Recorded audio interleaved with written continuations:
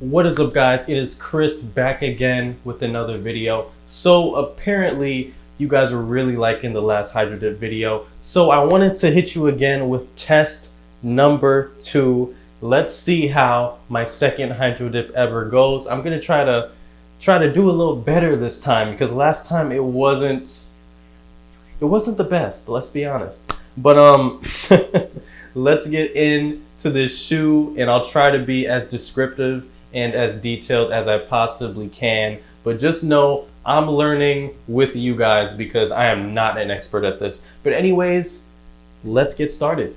Okay guys, so today we're going to be working on this brand new pair of Air Force 1's. Just a quick little side note, I know they don't quite look brand new, but they're left over from my last hydro dip video that you should check out if you haven't watched it already. Unfortunately, it was quite a fail, but this channel is all about learning, so we're going to try to do better this time and learn from our mistakes. But anyways, we're going to use some acetone and some cotton balls to prep the surface, and then we're going to use some scotch tape to tape off the areas that we don't want paint to get on.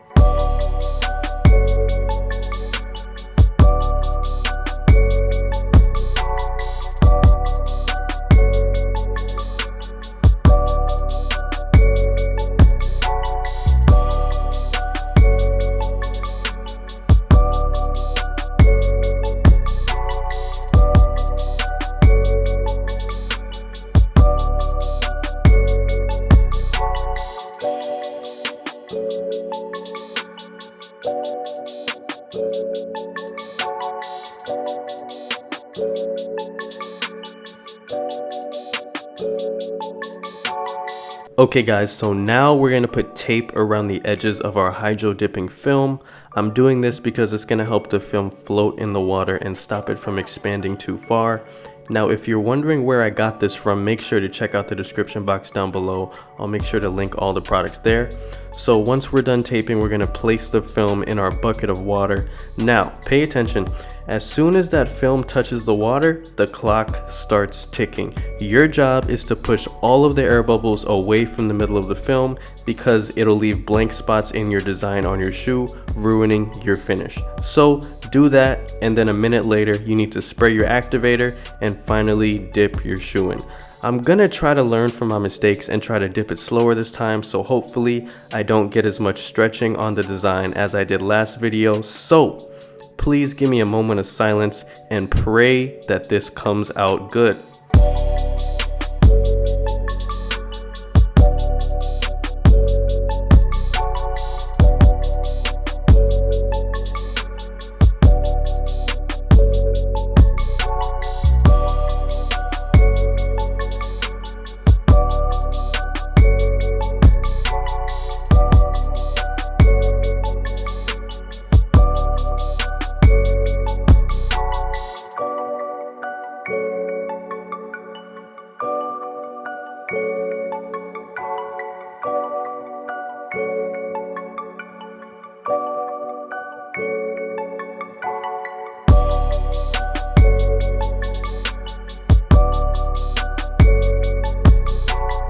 Okay guys, so the shoes are all done. Remember to leave a comment down below. Let me know what you think. Do you think they look good? Do you think the blue flames are cool? Or do you think that this hydro dip was horrible? Let's have a conversation down below. Let me know what you think. I will be reading all of them.